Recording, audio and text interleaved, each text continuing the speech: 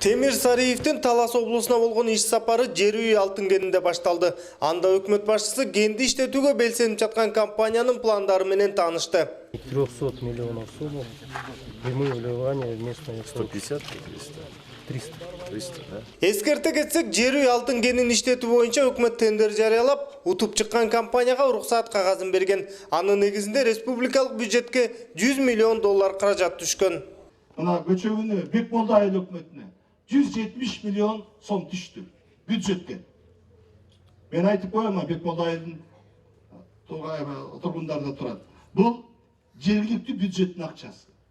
Анын колдоонун өзүнүн эрежеси бар, мыйзам бар. Кээ бир айтыптыр, давайте бөлүп алабыз деп, андай болбойт. Сариевдин айтымында жер үйдүн лицензиясы убагында 300 сомго сатылган. Ал эми калган миллиондогон долларлар чөнтөккө түшкөн. Мындан тышкары ал убакта экологиялык коопсуздук каралган эмес. Шылуундар акчасын алган соң каалашынча талкалашмак. Ал эми бүгүнкү күндө өкмөт эң биринчи маселе катары экологияны карады. Натыйжада тендерден утуп чыккан компания алтын казууда жер төлөөлөр аркылуу иштейт. Шахтовый методмен 15 гана проценты карьерный болуп кеткен, 85% шахтовый метод менен жердин астынан барат. Ошондо рельефти бусканга, тоонун үстүн бусканга минималдуу гана ДСЛ болот. Жок, 15 гана пайыз ачык болот, 85% жердин асты менен кетет. Талас облусунан салыктан чогулган жалпы каражат 600 миллион сомго жетпейт. Ал эми короткон чыгымы 2 миллиард сом. Башкача айтканда 4 эсе дотацияда отурат. Өкмөт башчысынын айтымында өндүрүштү иштетмейин бул маселе чечилбейт. Маселен жер үй алтын кени ишке кирсе жылына 1 миллиард сом берет. Андан тышкары 150 миллион сомду облустун социалдык көйгөйлөрүн чечүүгө которот. Мына бир жылда чогулткан акчаңа 586 миллион налогтон. А бул бир эле конкурстан түшкөн акча мына 510 миллион. Эми бул каяка кетет? Муну тойго кетирбейбиз. Айлыкка кетпейт. Бул өнүгүү социалдык багытка кетет. Сайтик салса макул. Школдун ичине компьютер алса макул. Англис мугалимин алып келип окутса макул. Жер үй алтын кенинин иштеши бир гана Талас облусунун көйгөйлөрүн чечпейт. Андан түшкөн каражат өлкөнүн өнүгүшүнө жумшалат. Кандайдыр ушундан түшкөн акчанын кандайдыр бөлүгүн биз ошол айыл өкмөтүнө, районго, областка бердик. А калганы Кыргызстандын, эми анткени биз бир мамлекетпиз да, унитардуу мамлекетпиз. Федерация эмес бизде, штат эмес. Бизде ушу унитардык мамлекет.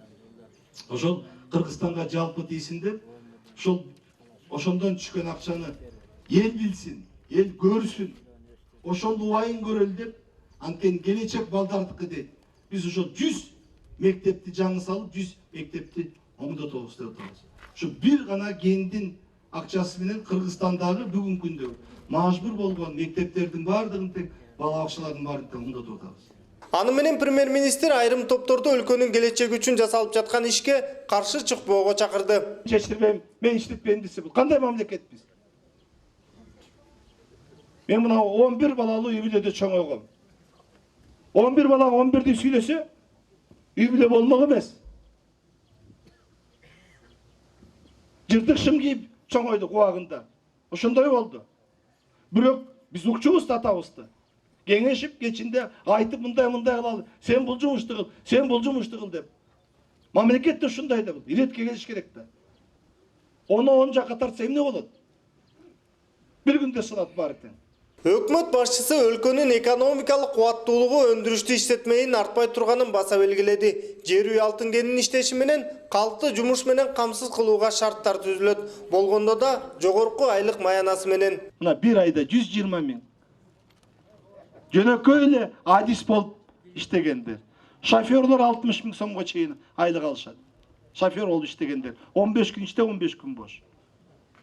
Бул өндүрүш. Мен эрте менен тең кечке чейин кетмен кармап 1 гектар жерди үй бүлө менен иштетсем, бир жылда 150 миң сом араң пайда көрөм.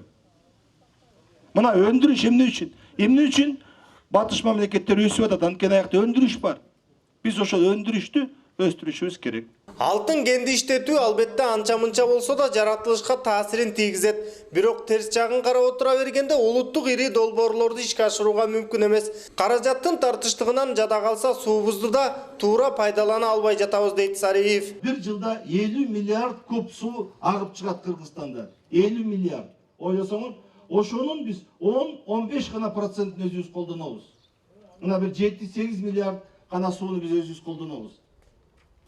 Калгандардын баары тең сыртка кетип атат. Эмне үчүн колдоно албай жатабыз? Анткени каналдар жетишпейт. БСРлер жетишпейт. Аларды салыш керек.